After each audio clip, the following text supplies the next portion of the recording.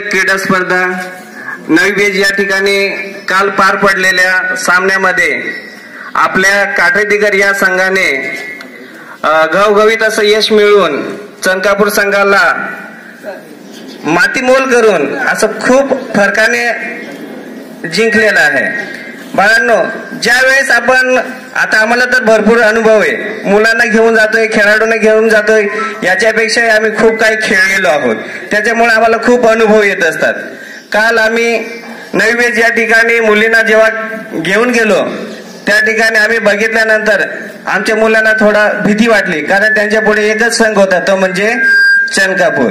कारण मागच्या वर्षी चनकापूर या संघाने 2 वेळा आपली टाय झाली होती,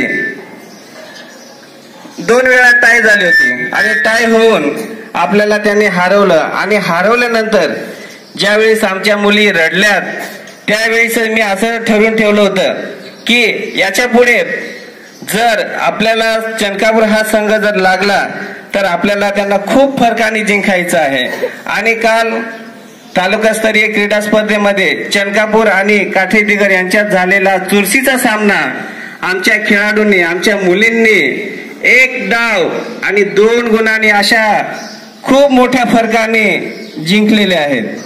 अशा या काठरा संघाच्या खेळाडूंचं मी पुनश्च अभिनंदन करतोय।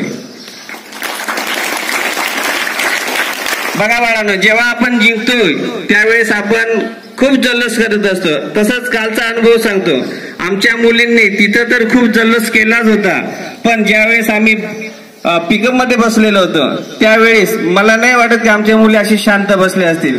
त्या शाळेपासून तर जेवणापर्यंत, जेवण झाल्यानंतरही त्यांचे जे गाणे होते हे गाणे चालूच होते। म्हणजे बघा, नुसता खेळाडूच नाही माझ्या, तर त्या गाण्या सुद्धा छान म्हणत होता। म्हणजे त्यांच्यामध्ये अनेक प्रकारचे गुण आहेत हे मला काल जाणवलं।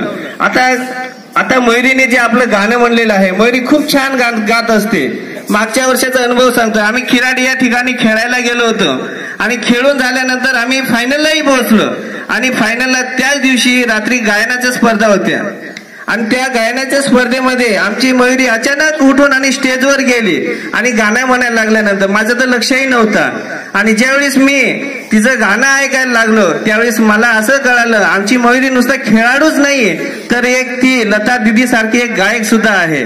आता तुम्ही अनुभवला असेल। बघा बाळांनो, ज्यावेळेस आपण खेळतो आणि खेळल्यानंतर जिंकत असतो त्यावेळेचा आनंद हा खूप वेगळा असतो। आणि आपण कोणताही खेळ असो, कबड्डी असो, खो खो असो, हे जर आपण मनापासून जर खेळलो तर आपण त्याच्यामध्ये यश मिळवल्याशिवाय आपल्याकडे म्हणजे यश मिळवणारच आहोत का, कारण आपण त्या पद्धतीने तेवढा सराव केलेला आहे। म्हणून माझे जे दुसरे कबड्डीवाले, व्हॉलीबॉलवाले असतील यांना विनंती आहे की तुम्ही मनापासून प्रॅक्टिस करा, सराव करा, तरच तुम्हाला यश मिळणार आहे। आमच्या पोरीने खूप सराव केला, पावसाचं त्यांनी बघितलं नाही, अक्षरशः मी सकाळी उठत नव्हतो, ते माझ्या घराजवळ यायचे आणि दरवाजाला ठोकठोक करायचे, सर उठा। म्हणजे माझ्यापेक्षा माझ्या खेळाडूंना, माझ्या मुलींना खूप काळजी होती। आणि आता या तालुकास्तरीय स्पर्धेमध्ये त्यांनी घवघवीत यश मिळवून जिल्हास्तरीय स्पर्धेसाठी या कळवण तालुक्याचं प्रतिनिधित्व करणार आहेत। बघा, म्हणजे याच्या अगोदर काठरा या आश्रमशाळेचं फक्त कबड्डीमध्ये नाव होतं, पण आता आपल्याला या खो खो मध्ये या काठरे शाळेचं नाव रोशन करायचं आहे।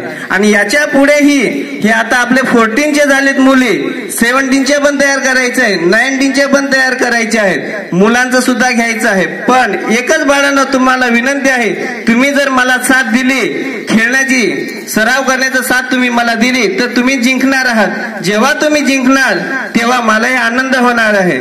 आणि तुम्हाला शेवटी जाताना एवढंच सांगतो की माझा खेळाडू सर्वांनाच माहित आहे, दिलीप खांडवी, तो बघा त्यांनी सराव करून आज तो आपल्या देशाचं नाव रोशन करतोय।